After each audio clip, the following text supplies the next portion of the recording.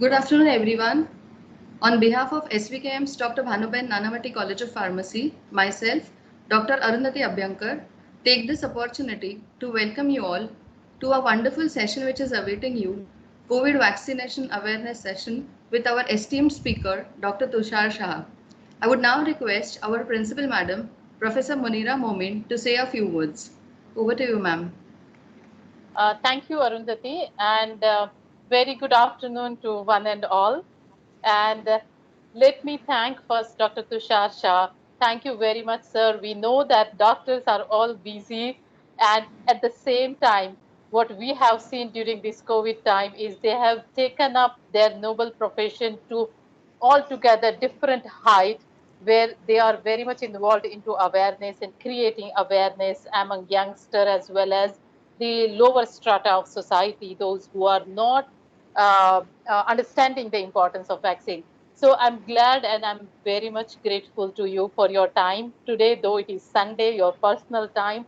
In spite of that, you have agreed to address our student. But I must tell you one thing, that SVKM and at BNCP, we always look at one thing is involving more and more health professionals to create the awareness and giving the flavor of what is all about health professionals and what is their social responsibility. We want to give that flavor to our students. At the same time, we want to see that pharmacy students, being a pharmacist, those who are involved or will be involved in future for developing the vaccine or developing the formulation or medicine, they should know, they should be more aware of vaccination and importance of medicine, importance of vaccination in the overall upliftment of health of the society. So today, I'm sure with your talk, though the students are of a pharmacy background, healthcare background, but I'm sure they have lot of questions, and those questions which would be answered by you would actually give them more strength and more understanding and more convincing power, which they will further spread it across society in their neighborhood, and that way we all together, the healthcare professionals and the pharmacists, we can uplift the society in terms of healthcare, and we create that awareness. And we know that the only solution at present to come out of this pandemic is a vaccine, apart from every other thing. And what would be better than a doctor speaking to a pharmacist and creating creating a good channel to further spread the awareness about vaccines. So thank you very much once again. And sir, we welcome you on a virtual platform of SVKM's Dr. Bhanuben Nanavati College of Pharmacy. And we appreciate your time. And I'm sure students will enjoy today and gain a lot of information from you. So thank you once again. Over to you, Arundhati. Well, a privilege. Thank you so much for inviting me. And it's a privilege always to talk to students, whether it's pharmacy or medicine. And uh, one is happy that one can satisfy some curiosity in others. I don't know how this is going to be planned according to you, but what I would like to do is give you a background first of the vaccinations in India, and then we can open up for questions and answers. Is that okay? Yes, that Yes, would be great. Okay. Yes. Yeah. yes. So, first of all, vaccinations in India. Uh, Sir, the importance of vaccine. sir, can I just interrupt you? Can I take this Yeah, please. opportunity to introduce you to everyone? Because you are a known face, I am very sure, but then it's an honor for me to get this chance to introduce you to few students. Thank you so much. Yes. Yeah, thank you, sir. So it's truly an opportunity, a privilege for me to introduce you all to our speaker today, who is one of the most dynamic and versatile speakers, Dr. Tushar Shah. And for just giving you a brief overview about him, I would try my best to orient you to different facets of his personality. So, Sir has earned his MD in General Medicine from Nair Hospital, Mumbai, and he has a vast experience of more than 3 decades in this field. And he has been associated as a consulting physician at various renowned healthcare organizations. And as I said, medicine can cure diseases, but only doctors can cure patients. And his treatment has truly cured and healed patients. And adding to his unique dimension, he is also a passionate teacher of medicine. And I'm sure his students would be very fortunate to have such a wonderful person as their mentor and guide. Yet another dimension to his multi-talented personality is his passion for humor and poetry. Sir has published his collection of Hindi humorous and satirical poetry under the title Meri Kuch Hasya Kavitaएं. And he has also published an anthology of humorous quotes related to medicine titled Prescription Laughs. He appeared as a finalist on the Great Indian Laughter Challenge Dvitiya, which was telecasted on Star One, and has performed as a stand-up comedian all over the world. I hope at least these few lines of introduction would give you an idea about how dynamic his personality is. Ahead of it, he strongly believes in promoting awareness about health, lifestyle, and he has his own unique ways of conveying it to everyone. And recently, adding a feather to his cap, in April, he had shared an informative clip on social media. It was entitled How to Get the Vaccine and Not the Virus When You Visit the Vaccination Center. And it aimed to spread awareness among the people about the do's and don'ts while going to the vaccination center. His efforts have been truly appreciated across the social media by all the viewers, and today it's really an honor to have him to talk about the same topic. So with this brief introduction, I wish that you all enjoy this session, and we really respect his contribution as a frontline COVID warrior. And I would now request sir to express his view. Thanks a lot, sir, for accepting our invitation. Thank you so much for this very generous and gracious introduction. And I must also thank you that in your poster, you have put up a pre-COVID photograph of mine when I still had hair. Right now, the picture is very different from what you saw in the poster. But thank you again. So let me tell you about the vaccination situation in India. In India, as you know, we have 3 vaccines available currently. One is Covishield, the most popular vaccine. The other is Covaxin. And the third is sparingly available Russian vaccine called Sputnik V. So these are the 3 vaccines available in India currently. Most of us have taken, if we have taken the vaccine, most of us have taken Covishield. Covishield is an adenovirus-based vaccine. Covaxin is a killed whole virus vaccine. Therefore, the basic difference between these 2 vaccines is that Covishield can cause a side effect called venous thrombosis, which Covaxin does not cause. So this is one major difference between the 2. The other major difference, according to me, is that the evidence for Covishield is more, and the approval of Covishield is in more countries than of Covaxin. Covaxin has come under a cloud for a very delayed publication of its phase 3 trial results. And even now, after the publication, it's still a preprint, and there is no peer-reviewed phase 3 trial publication. Which we are still waiting for. So Covaxin has come under a cloud because of that, and hence we start thinking whether there has been some reason for such an inordinate delay, and therefore there are some trust issues with Covaxin. However, I think that Covaxin has use in certain situations, which I will come to. The third vaccine, which is Sputnik, is also an adenovirus-based vaccine, and the unusual thing about Sputnik is that even though it is a 2-dose vaccine like the other Covishield and Covaxin, the first and the second dose are prepared differently from different adenoviruses. So in a different technology. So that is an unusual feature of the Sputnik vaccine. Another difference between the 3 is the timing between the vaccines. Of course, you know that Covishield, which was approved initially for a 28-day gap between the 2 vaccines, currently in India is being given at a minimum 84-day gap, between 2 doses of Covishield. And Covaxin is given at 4 weeks. And Sputnik, I'm not sure, but Sputnik, the gap is 3 weeks or 4 weeks, one of the 2. So we are therefore now we have a problem related to Covishield in the sense that if there's an 84-day gap and you are therefore susceptible to COVID in those 84 days. Was this gap justified? I personally think this gap was necessitated by a lack of supply more than the scientific evidence that was kind of mentioned as the reason for increasing the gap.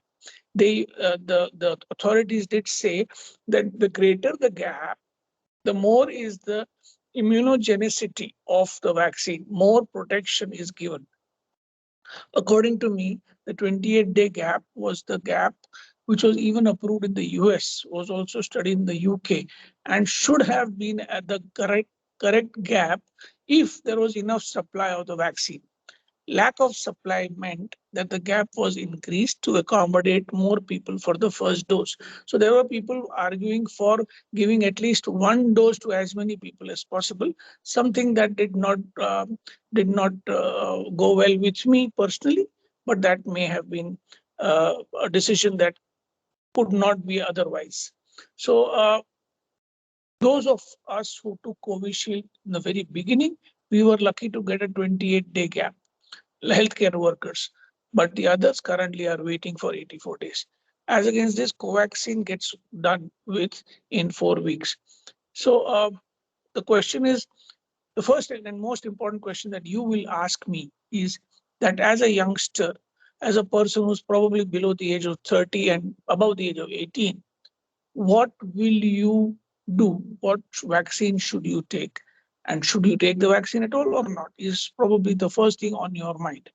First of all, which vaccine should you take? My current advice, and you know that things change rapidly in this evolving science. So my current advice is that everybody below the age of 30 should take Covaxin and not Covishield if Covaxin is available. You must remember that the availability of Covishield currently is greater than the availability of Covaxin, the first dose at least. But if you do get the first dose of Covaxin, you will get the second dose in time. So if you can get Covaxin, all youngsters, I am recommending Covaxin currently simply because of this reason. The reason is that the incidence of venous thrombosis, that is clots in the veins of the brain especially, is a little more in younger people than in older people. And it occurs only with Covishield. The clots occur in the brain. The clots, the incidence of the clots in young people is approximately 1 in 55,000 doses. The clots are more after the first dose and much lesser after the second dose. 1 in 55 is not a large number, meaning the incidence is not common. The incidence of COVID complication and COVID occurrences are much more than the incidence of this clot. So the clotting itself is not a big deterrent. But if I have to choose between two vaccines, which supposedly have similar efficacies, then I would choose Covaxin in the younger people. The older you get, the lesser are the chances of this clot formation.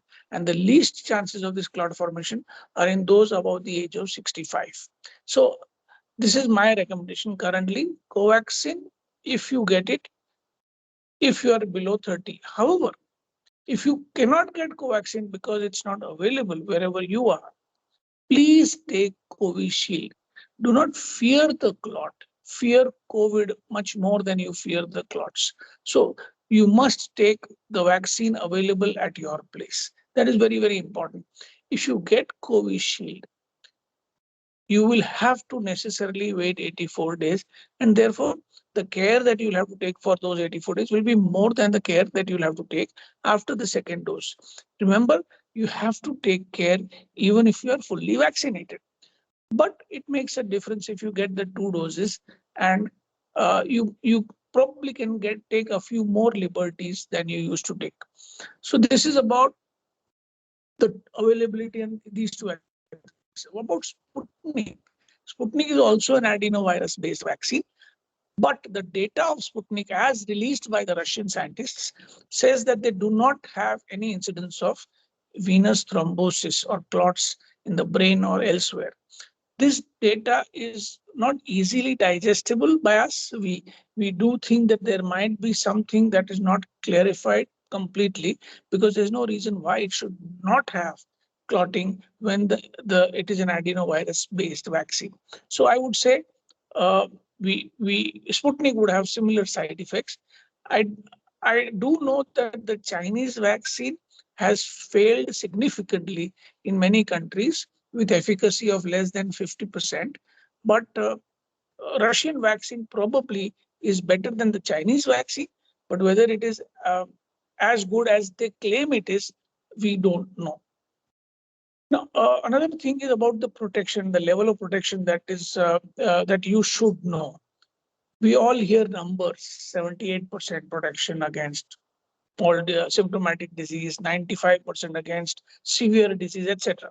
So let me explain this in a simple manner. What is the meaning of this?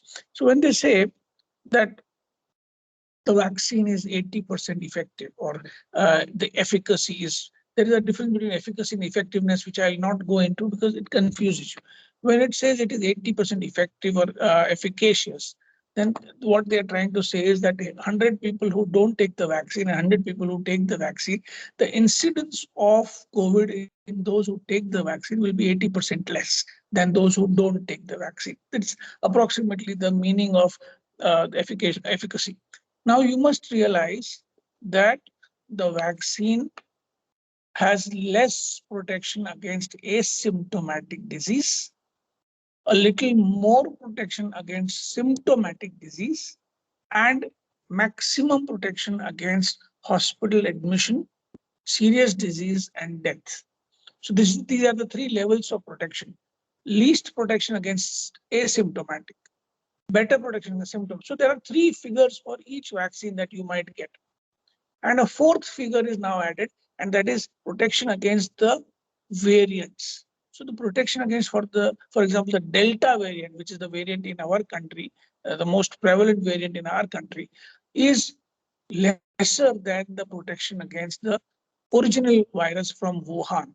The Wuhan virus we call the wild virus. The UK virus we have called the Alpha variant, and the Indian origin virus we call the Delta variant. So Delta variant efficacy of the vaccine was originally studied against the Wuhan virus. And then also, because UK studied the Covishield, it also had some cases against the Alpha variant. But the testing against Delta variant is still in its primitive stages. We do believe that if the efficacy against the original virus is about 80% for Covishield, for symptomatic disease, it is only about 60% against the Delta variant. So, yeah, this is about the efficacy that we know.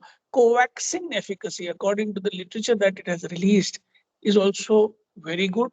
Again, based on the literature it has released, we still do not have enough peer-reviewed publication to know whether they have done the research correctly and they have not fudged the figures. We still don't know. Okay, this is about the efficacy.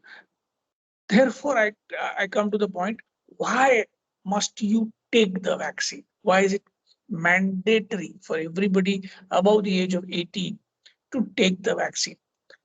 There are many vaccine hesitant people. You're not anti-vaxxers, but you are vaccine hesitant people sometimes. And why they should not be vaccine hesitant? Youngsters not only get infection, but they give infection. The Delta variant is so transmissible that if you get infection, you can give it to about 5-6 more people. Even if you get mild infection, you still become a carrier and give it to other people. So even if you may not suffer major disease, being below the age of 45 or 30, you can still give it to many people, especially your family, your grandparents. We have had miserable stories from families where a youngster who parties, goes out, does not wear masks, goes to offices or to meet friends, has given it to parents and grandparents and has caused deaths within the family. Now you have to live with that guilt all your life. One is not giving it to others. one reason for taking the vaccine. Second reason to take the vaccine is that even if you get mild disease, you are prone to something called long COVID. Long COVID or post-COVID syndrome occurs in about 40% of people, where they get symptoms for several months. These symptoms can be minor, like chest pain, can be breathing difficulty, or they can be severe symptoms like memory loss, complete inability to do physical or mental activity. They lose jobs, they drop out of colleges. That post-COVID syndrome is a miserable thing to have. And youngsters get post-COVID syndrome. So you must take the vaccine to prevent even the post-COVID syndrome. So the third reason to take the vaccine is that you will be contributing to ultimate herd immunity. Herd immunity is what will help us eradicate the pandemic as a pandemic. After the eradication of pandemic, we may have seasonal endemicity of the virus, but the pandemic will go away, the fear will go away, and the opening up of everything will become easier. So you can help by taking the vaccine yourself by preventing post-COVID, your family by preventing hospitalization and deaths, and the world by eradicating the pandemic. Hence, you must take the vaccine. Each one of you must take the vaccine. Don't be scared of the vaccine. If you have any fears, please ask me in the subsequent questions, and I will try to answer to the best of my ability. Uh, Another thing that before I hand it over to you, which is very important for me to tell you, is when you do go to the vaccination centers, please take care, because many people come out by taking come out with the vaccine and with the virus. And how does the virus come? It comes from the crowded environment of the vaccination center, where there are 100 people or so, and masking is not correct. You have to take care of yourself. Or if you're going with somebody, like you're taking your grandparent to the vaccination center, you must remember that both of you or whoever goes to the center has to be double masked, mandatory. First would be an N95 mask, and the second over that would be a cloth mask or a surgical mask. Must wear two masks to the vaccination center. Also, I recommend wearing gloves. Not many people agree, but I recommend wearing gloves to the vaccination center, so that you stay aware of not touching your face. When you have gloves in your hand, you will not touch your face. You will not touch unnecessary surfaces. You will not shake hands with people, automatically, inadvertently. Gloves are important, and hand sanitizer, that is important. When you are at the center, some centers actually provide tea, coffee, which is crazy. Don't eat or drink at the vaccination center. Ask your senior citizens to go to the loo before they go into the vaccine center. Ask them not to drink water in the vaccine center, so that they don't have to go to the loo again. And just take care not to talk too much in the vaccine center. Even if you wait, keep mum. Do not talk, so that the virus does not spread if you have the virus. So this is very important to protect yourself at the vaccination center.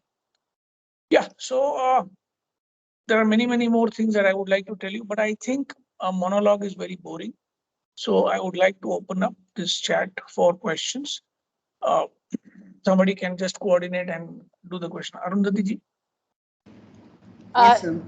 Dr. Shah, Arundhati, I would like to just comment. Dr. Shah, I must say that couple of points which you covered was quite eye-opener, and the last advice which you gave students was very relevant. I do remember when I went for my second dose, I saw that people, they just keep talking, and then we feel like, why can't you just keep quiet? And so that is very relevant, and especially youngsters.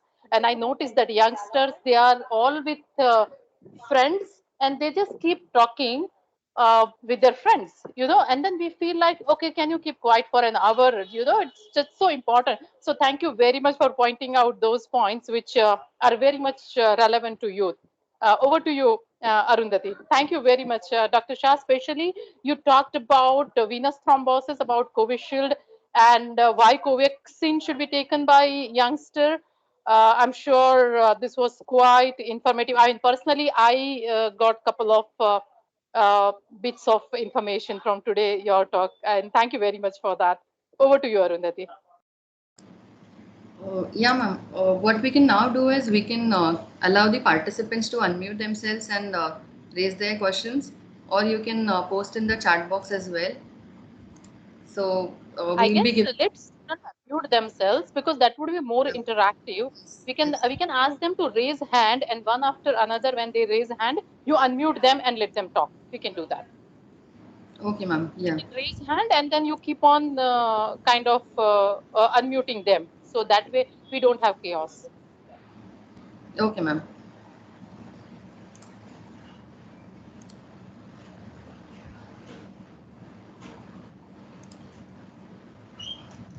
Yes, sir. You can Yeah, unmute yourself. Sandeep. Yes, yes. Thank you, sir, that you have given a lot of information. That is really an insightful session for us.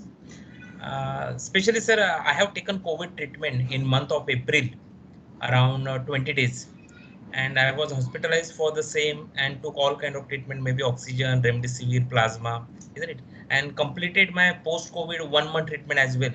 But still, I have some weakness in legs, specifically leg cramping and all those things. So my question is that till how many days this weakness will be there, and when should I take my first dose of vaccine? Yeah. So I'll answer the second part first about the vaccine. Now, this is an area still under research, and there are evolving thought processes about vaccination in those who have had COVID. My current recommendation is this, and this is very important for you. If you have a pen and paper, and those who want to write it down can write it down. If you got COVID in the second wave, that is after 1st of March, maybe, then I am recommending don't take vaccines at all. Meaning, consider yourself fully vaccinated and behave like the people who have taken 2 vaccines. Those who have taken 2 shots of the vaccine will now take a booster after some months. You have to follow them. You don't take any dose. The problem here is that if you don't take the vaccine now, there is a problem related to international travel. Meaning you want to go to Europe, you have to show proof of vaccination. So if you have to do that, then it is mandatory for you to take the vaccine if you are going to travel. But if you're not going to travel, my recommendation is wait, because you are better off if you have had COVID in the second wave and not taken 2 vaccines. You are better off than those who have taken 2 shots of vaccines. Now, this is an area of controversy. There are some papers which have come out which said that you can take 1 dose of the vaccine for better immunity, etc. But my recommendation, current wave after 1st of March, don't take any dose of the vaccine. Some people want to test for antibodies. You can do that. You may not do that. I don't recommend specifically doing antibodies to check whether you have good antibodies after COVID infection. So that is my first recommendation. If you have had 1 dose of the vaccine and then you get COVID, then don't take the second dose. Consider yourself fully vaccinated. What the government currently is doing is they are saying don't take the vaccine for 3 months after recovering from COVID, which is their recommendation, and which in fact they're not allowing vaccine if you are less than 3 months, if your RT-PCR is positive and is on record. So that is the government view. My view is 3 months is an empiric duration decided by them. My view is it should be the same status as those fully vaccinated if you have had COVID. That is one thing. If you had 1 vaccine and COVID, no second dose. If you had 2 vaccines, can you still get COVID? Yes. So after 2 doses of the vaccine, even after you have spent 15 days after the second dose, it is fairly common to get COVID. But this COVID will be either very mildly symptomatic or sometimes even asymptomatic. And you should not fear this COVID when it occurs after full vaccination. Only in this COVID, you will be able to spread it to others. So isolation will become necessary. If you had COVID in the first wave, meaning you had COVID before March, between last March to this February, first wave, my recommendation is take one dose of any vaccine and then test for antibodies after 3 to 4 weeks. Your antibodies will be very good. If they're very good, don't take the second dose. Now, many people ask me, why don't we just take the vaccine? What is the harm in taking the vaccine, even if you have had COVID? I don't have a satisfactory answer to that. But as a principle in medicine, I tend to be conservative. I tend to not do things that are not needed. Meaning, if you don't need paracetamol for mild fever, don't take it. If you ask me, what is the harm in taking paracetamol? I don't have an answer. There is no harm. But I would not give you paracetamol. Similarly, I would not give an extra dose of vaccine, which you don't need. We still don't know everything that happens in the body with vaccination. We don't fear vaccination, but we don't do unnecessary things. So I think I answered one part of the question. The second part about lower limb pains, if you have persistent pains beyond 3 months, you will fall into the category of long COVID. Currently, we are advising you to check for vitamin D levels or whatever your doctor suggests for leg pains. Unfortunately, it will be a long discussion for personalized issues, but you will need to consult a physician, Sandeep, so that you can get this sorted. Whether it is sortable or not, also we don't. So several long COVID symptoms are difficult to solve. Okay. Thank you very much, sir. Most welcome. Yes, sir. There's one more person. I'll just allow mic for. Yes, Trisha. Sir, thank you so much for sharing this information. I want to know, can you please emphasize on Sputnik vaccine and difference between Sputnik as well as Covishield? Sputnik is 3 weeks or 4 weeks. As I said, I do not know very much about the Sputnik vaccine because we have never used it, and it's difficult to comment on something that we have not used. But as I said before, Sputnik is a 2-dose vaccine. It is an adenovirus-based vaccine, and I think the animal they used for this adenovirus is different from the monkey adenovirus used by Covishield. That is the AstraZeneca vaccine, and Sputnik, the gap is 3 weeks gap. Up to 3 months is allowed in the Sputnik. That's what I just read. That's why I'm telling you. And in Covishield, the initial gap recommended was 4 weeks. Now it is 12 weeks or even more. 12 to 16 weeks is what is being told now. So the gap is different. So if Sputnik is available and with a shorter gap between Covishield and Sputnik, because of the shorter gap, I would tend to favor Sputnik. However, as I said, the data on Sputnik is not very clear. It is still not a WHO approved vaccine. So I don't know much about recommending Sputnik to you. The side effect, as I said also before, between these two, Covishield has this venous thrombosis as one of its side effects. Sputnik claims not to have this side effect. I don't know whether it is a different configuration of the adenovirus, which does not allow that side effect to occur. Yeah, I hope that answers your question, Trisha. Yes, sir. Sir, I want to also ask, like youngsters are facing more body issues after vaccine, like compared to older ones. So is it fine? Is it normal? The younger people have a greater more powerful immune system. They have therefore a more severe acute reaction, meaning the acute reaction can be local, where you take the injection, you can get swelling, you can get pain, and acute reaction can be fever, high fever, severe malaise, body ache. But remember, this is only for 2 days. The acute reactions in the youngsters are only for 2 days, and you have to take paracetamol or whatever you need to take for that reaction. Otherwise, there is no problem. But yes, youngsters, because of their better immunity, have a greater problem with short-term problem with the vaccination. Okay, sir. Thank you so much. Thank you, Trisha. Yes, sir. We have now Dr. Aarti Prabhu. Ma'am, you can unmute yourself. Yes. So my question is, the vaccines which were developed against the wild type virus, are they effective against the variants? I mean, how much protection can we get against the Delta variant if we take the vaccine which was developed for the original virus?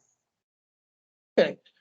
Of course, we mentioned this earlier in my speech, but it's worth repeating. The protection seems to be about 20% less against symptomatic disease against the Delta variant.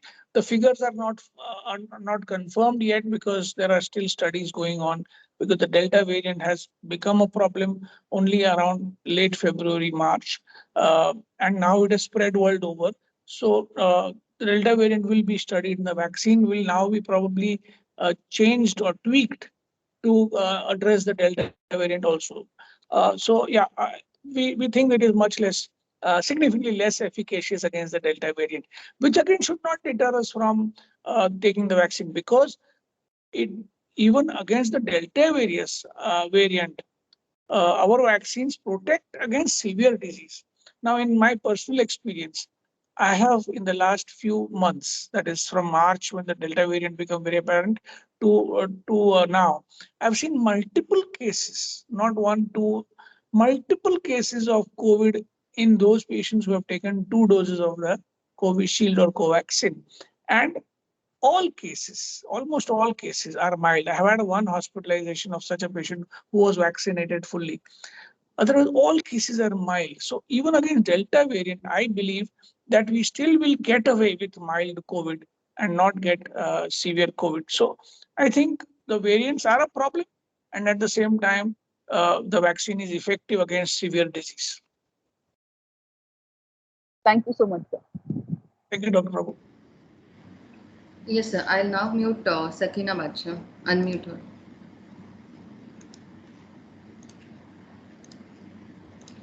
Yes, Sakina. You can unmute yourself. Hello, sir. Thank you for the amazing talk. My question to you is that I have noticed this trend, and I'm not sure how true it is, but there are many people after the vaccination, they don't see any symptoms, and they question it that why aren't we facing any symptoms? Have we been exposed to COVID before, therefore our body is already immune, or was it asymptomatic? So, what is your take on that? One thing is that you're not mounting a response is not a feature of your having less immunity, that we know. When I said you mount a high response in terms of side effects, that is because we have higher immunity. But the reverse is not true. The reverse is not true, that if you don't mount a febrile response or pain at the site of injection, that means you have low immunity. That is not true. So I would say, unless you get a fake vaccine, which has unfortunately happened in very rare instances in Mumbai itself, unless you get a fake vaccine, not getting a response is not a problem, and you should not worry about that. So, and to add on to that, I was like curious about this when people say that they are thinking that there might be a third wave. According to you, like what is the possibility of that?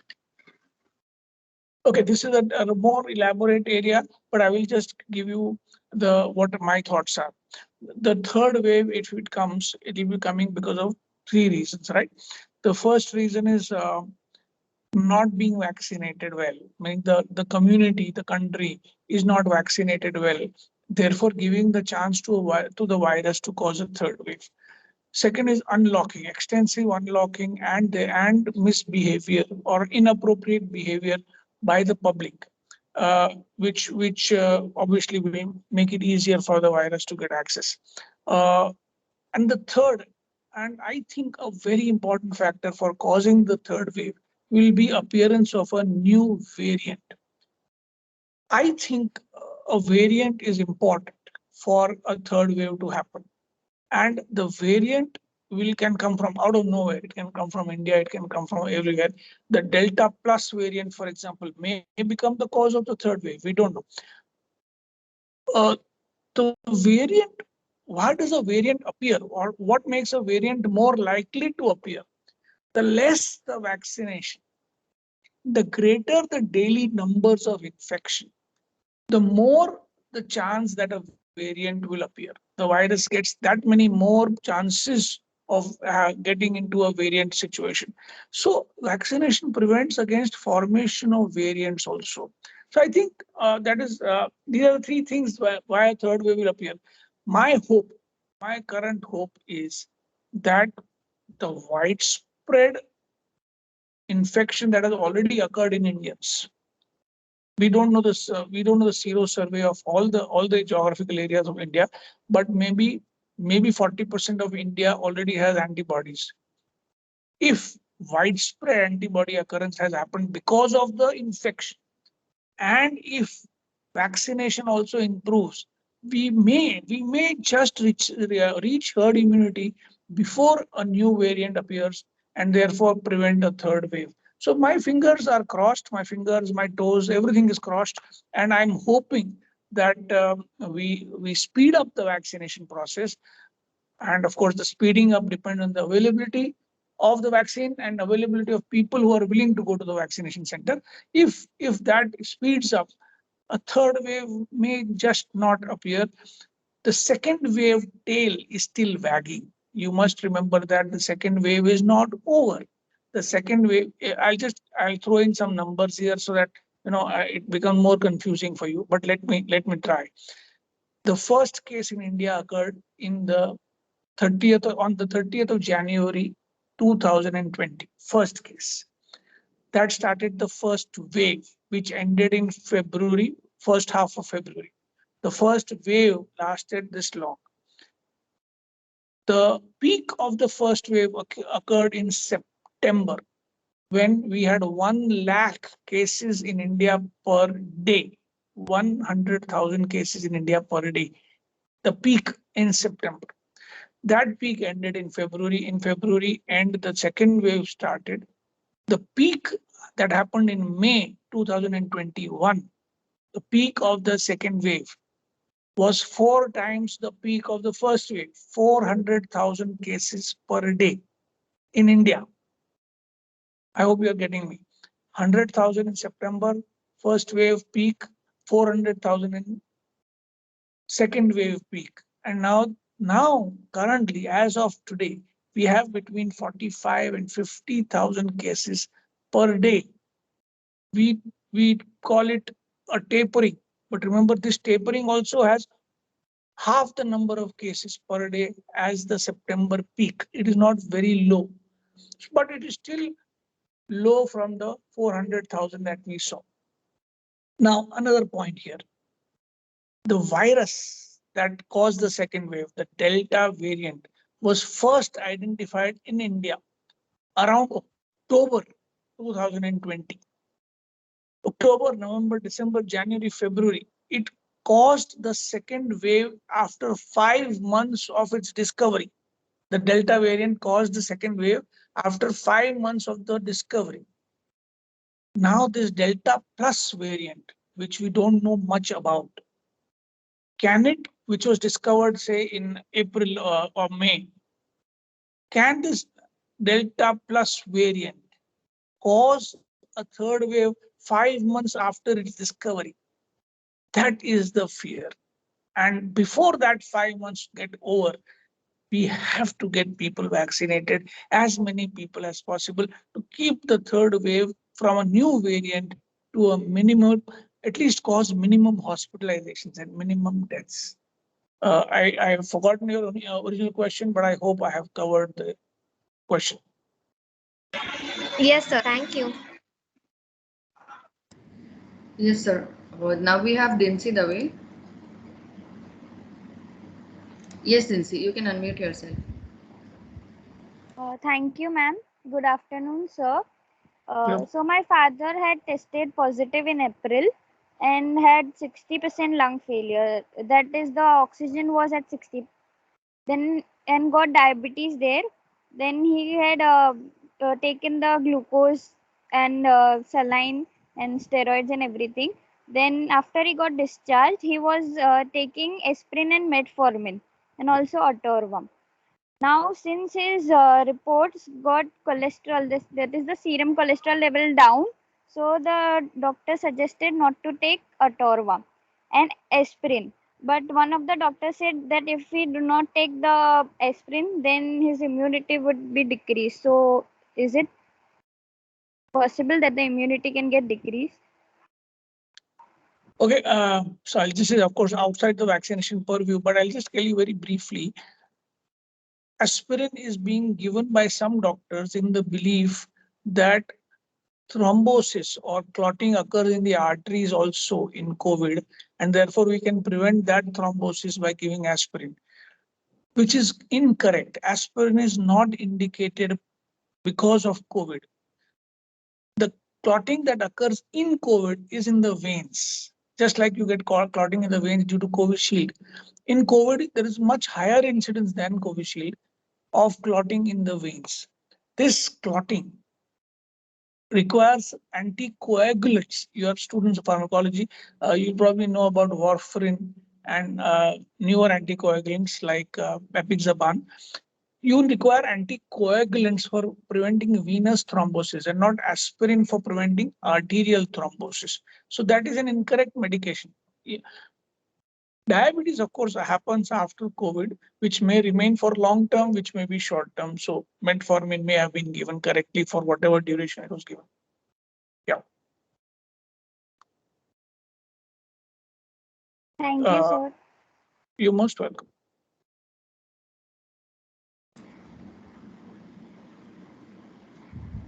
So meanwhile, when somebody else is asking, okay, Yashvi is here. I'll raise my question later. Yes, Yashvi, you can unmute yourself. Very good afternoon, sir. Thank you so much.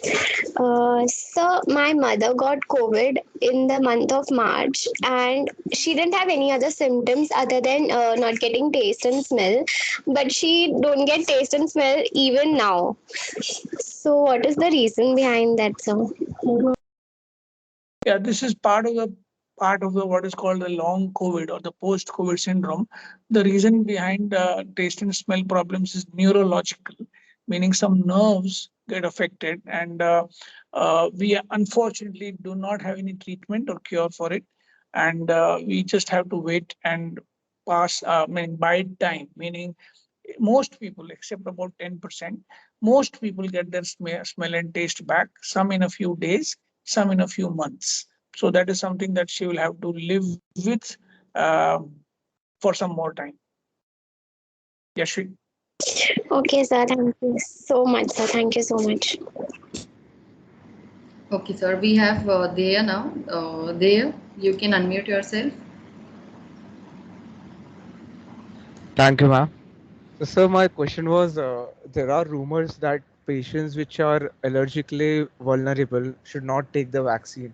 And it's quite a personal question, sorry for that, but I'm also undergoing an incessant treatment to the disease known as seborrheic dermatitis. So it is an immune disorder and it is long term. So for that fear, I haven't even taken my first dose. So what should you recommend? So one thing very clearly is if you have allergy to drugs or to food substances, etc., there is no problem taking any of the vaccines available currently, including the ones that are available in the West. No contraindication exists if you have allergies to food and drugs. The only contraindication in this area is if you had allergy in the form of anaphylaxis, where your BP dropped, your chest became wheezy, you became very breathless, you had hives on your face and choking your windpipe. That's called anaphylaxis. If you had a severe anaphylactic reaction to any drug in the past, then vaccination may be a problem. Otherwise, do not fear the vaccine. Another other issue about immunologic disorders is that if you're on steroids, which I don't think seborrheic dermatitis requires, but if you're on steroids, then you may, according to your doctor's view, have to reduce the dose of steroids or stop steroids sometime before taking the vaccine, because steroids are immunosuppressants and the vaccine may not achieve its goal of producing antibodies if steroids are ongoing. So that is one thing that may have to be done. But you must go ahead and take the vaccine. Thank you so much, sir. Yes, sir. We have Trisha again. Trisha, you can unmute yourself. Sir, I want to ask about asymptomatic COVID. If someone is infected for asymptomatic COVID, does that person should take second dose or first dose of vaccine? So you said your mother had in March, that would make it the second wave, and I would not give any dose of the vaccine to your mother. I would consider her to be equal to those people who have taken 2 doses of the vaccine. This is an area of some controversy, and the government has said that you should take the vaccine after 3 months of COVID, which your mother must take after 3 months if she wants to go by the rules of the government. This is my individual advice, not to take the vaccine currently, and take only the booster shots when they come. Okay, sir. Thank you.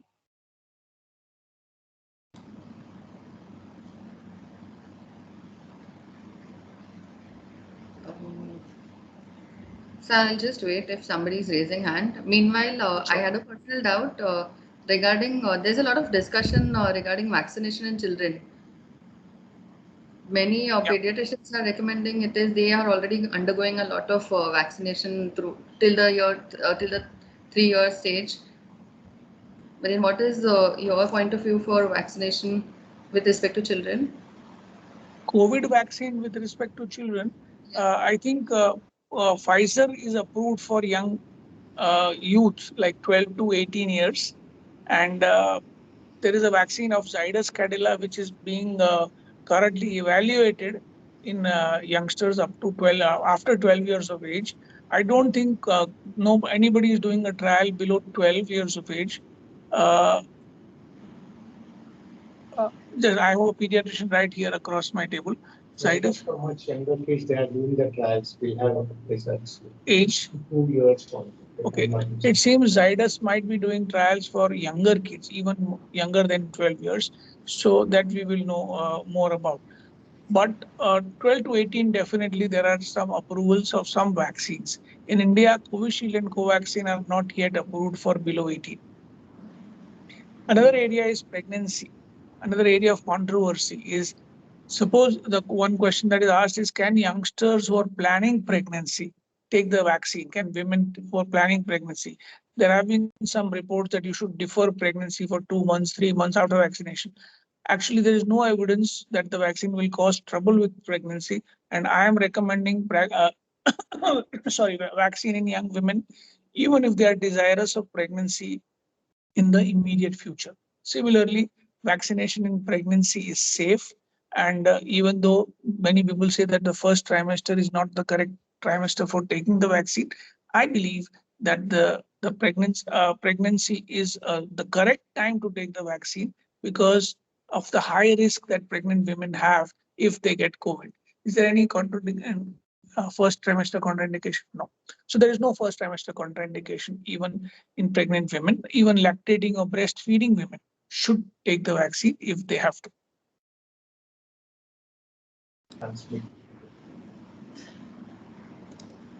Yeah. What Dr. Tushar Mania, who's sitting across me, is saying is that if the lady who's pregnant or breastfeeding takes the vaccine, they will therefore be protected against COVID themselves, and their child, who is going to be very close to them, will also be protected against COVID. And we do know that rarely in children we can get a severe form of COVID. So you don't want even children to be affected. Thank you, sir. I think Hansa had Sansa Chaudhary, you had raised your hand. You want to ask something?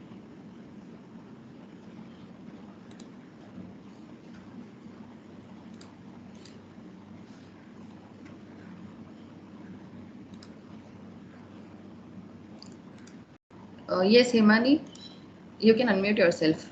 Himani Shah would be asking something. Yes, yes, sir. Thank you, sir. It was very informative. I had one question. If anyone has sulfur allergy, then is it recommended to take the vaccine for them?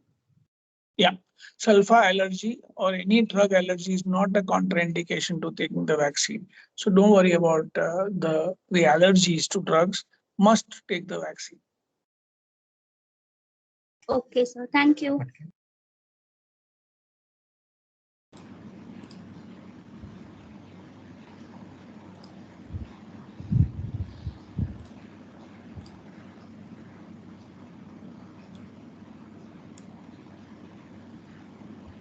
Is anybody else who wants to ask sir something can raise their hand? Yes, Dincy, I will. Yes, you can unmute yourself.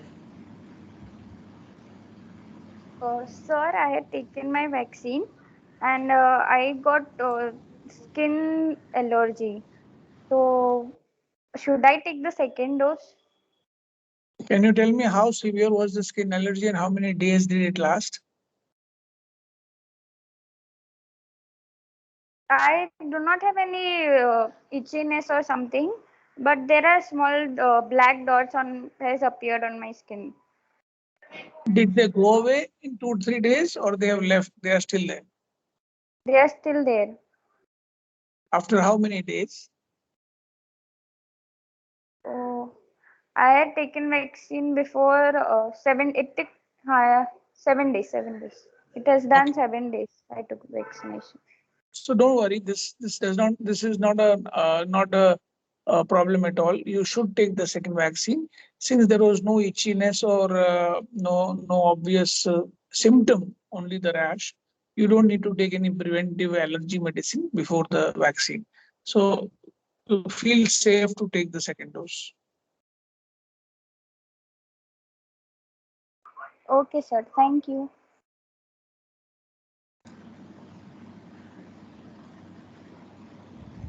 I'll just check if somebody has raised the hand. Meanwhile, there is one common question, one misbelief regarding concurrent fungal infections. If there is some existing fungal infection, should the person go ahead with the vaccine or should the person avoid? No, fungal infection is absolutely no contraindication. Obviously, if there's fungus on the area where you are going to take the vaccine, like tinea on the arm, you might avoid that area to take the vaccine. You might choose the other arm, but otherwise, the fungal infection are not a contraindication. Acute fevers, like if you have a cough, cold, flu-like syndrome, acute fevers, you should not take the vaccine during acute fevers. So you should wait for the acute fever to subside. You should also become sure that the acute fever that you had was not COVID itself, and then decide about the vaccine. So yeah, fevers are not a problem. Fevers are a problem. To take the vaccine during fever is a problem.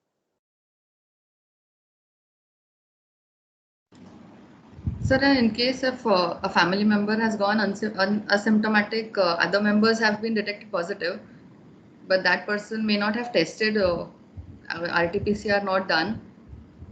Is it okay if that person takes the vaccine? Because anyways, he might have got immunity or through other family members.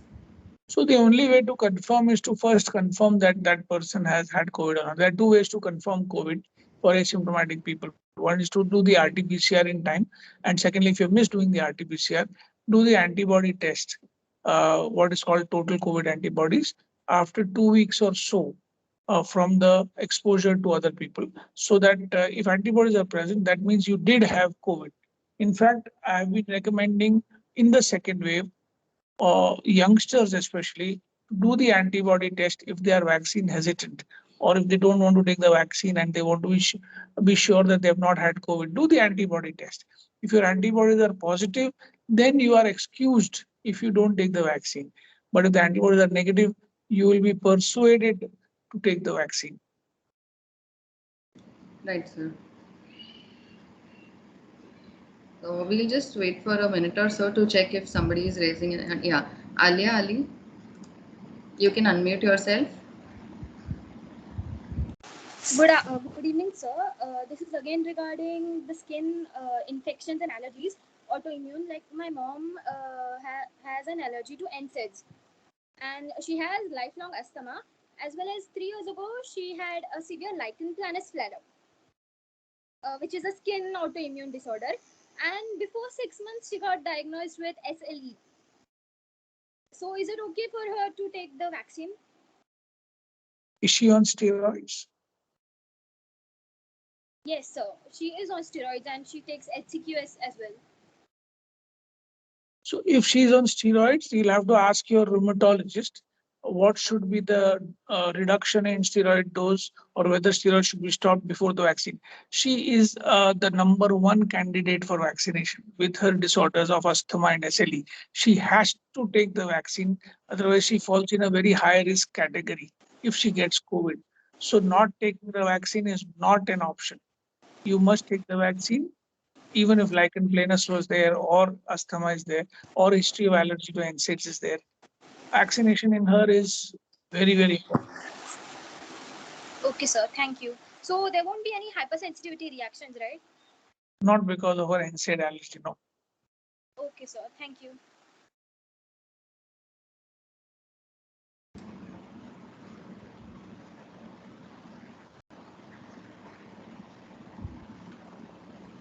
I'll check the participant list and update you in a while, sir. No problem.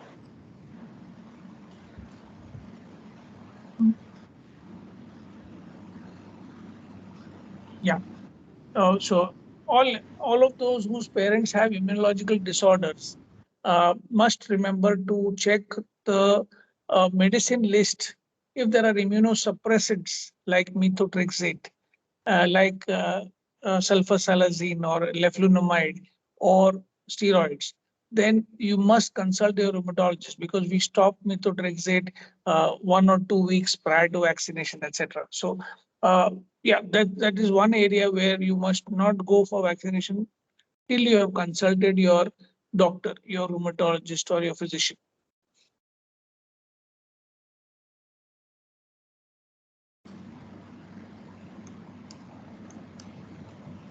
Before the next question, I have just one point that I have forgotten to mention, an important point.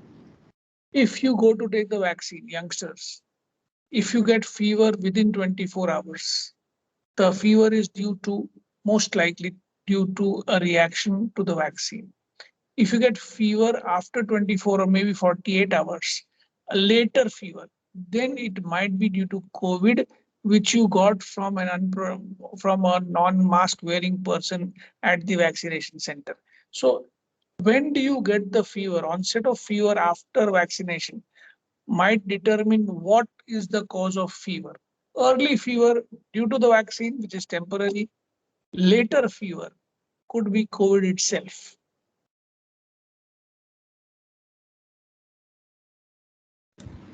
Yes, sir. That's very important to identify the type of fever. Otherwise, it will be misinterpreted. Correct. It's a valuable information, sir. Yes.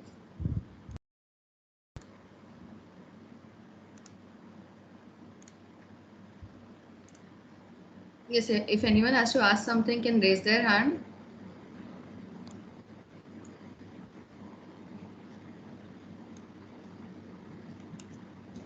There are about 72 people here, and maybe you can take a vote later as to how many will still refuse to take the vaccine after this talk or after having read about the vaccination process. Because I will feel I feel wasted if I have even a handful of people who still refuse to take the vaccine. It'll be a disappointment personally for me if people don't take the vaccine.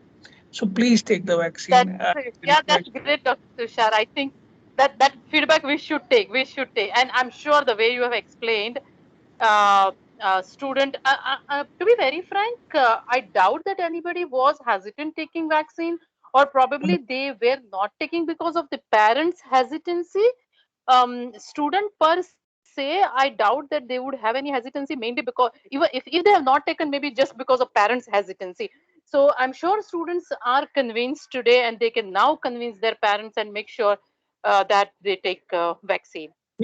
Maybe you can incentivize vaccination in students by allowing them 2 bunking days if they produce proof of vaccination. That's a good idea. Surely. I think that's a good idea. I should do that.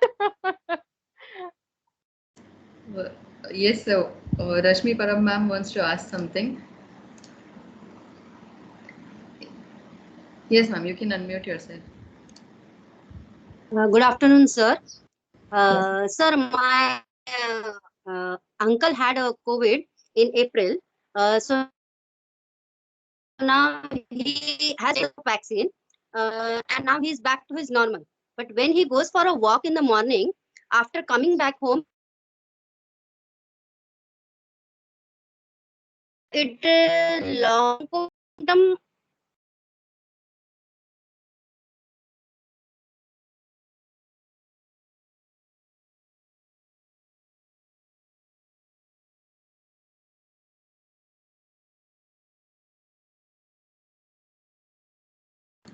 Hello.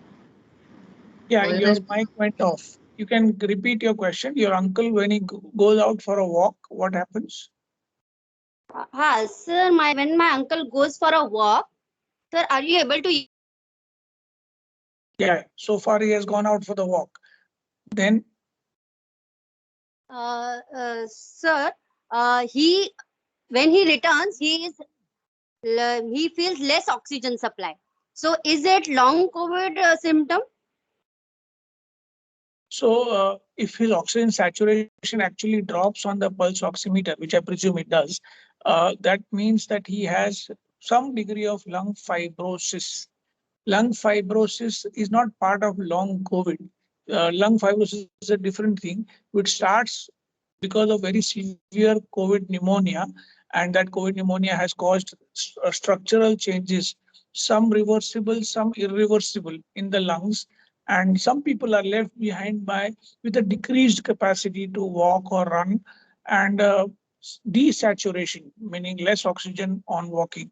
That is a part of fibrosis that has a different form of treatment. We don't call it long COVID, but of course it's a long-term problem in some people. Thank you very much, sir.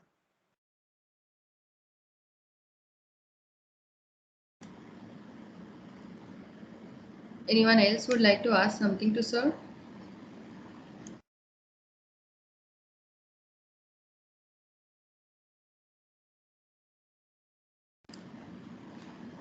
Yes, Trisha, you can unmute yourself. Sir, is it fine if the days, the gap between COVID vaccine dose 1 and vaccine dose 2 increases, like extend more than 84 days?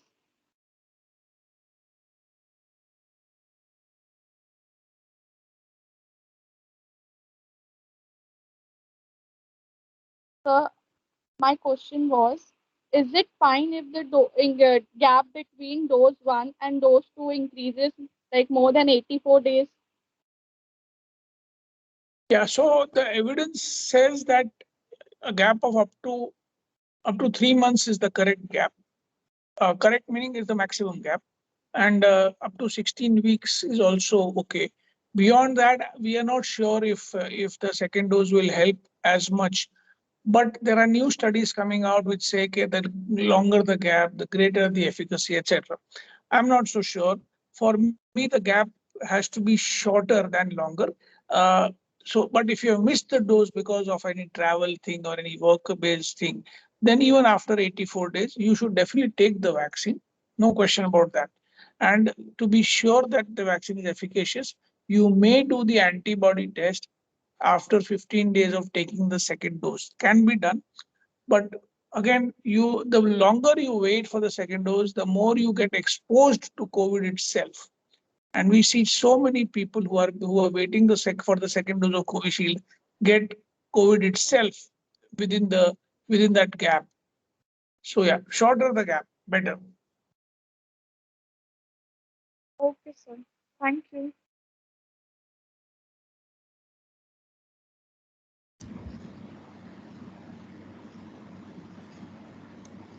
I think I will have to leave now. It's 4:15 and I have one commitment at 4:30. So I would, first of all, let me thank you all for being here on a Sunday sleepy afternoon, and grateful because kids get a holiday on Saturday, Sunday, and they're not expected to be here. But I'm sure some of you were forced to come here by your teachers, and some of you are on your own. But thank you again. And I hope that all those names that we are seeing here are all in front of their laptops or phones and not roaming around in the house. But thank you again, and I hope all of you take your vaccine. Thank you. Sir, can I ask one question, one last question? Is it fine Yes, if please. we take vaccine during a menstruation period? Absolutely. Absolutely. Menstruation is not a contraindication to the vaccine at all, except that you are having some people have a significant malaise, weakness, aches during menstruation, and vaccine itself will add to the pains sometimes. So if you can tolerate that, please take the vaccine. If you get a date on that, or those days only. Okay, sir. Thank you so much.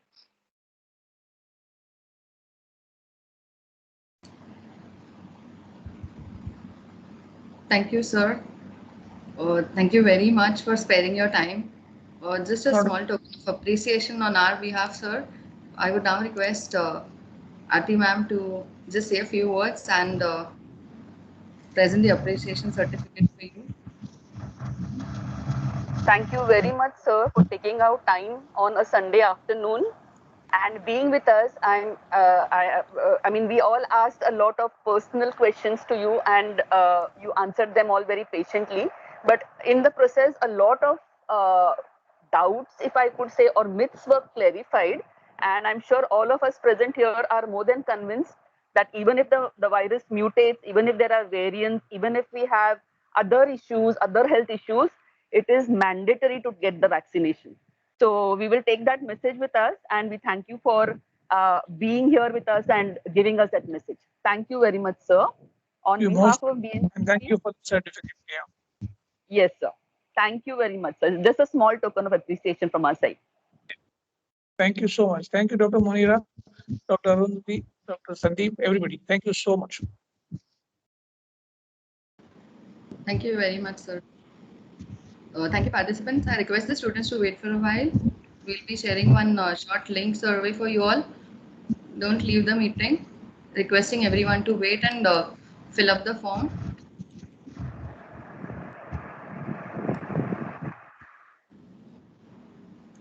Kindly check your chat box.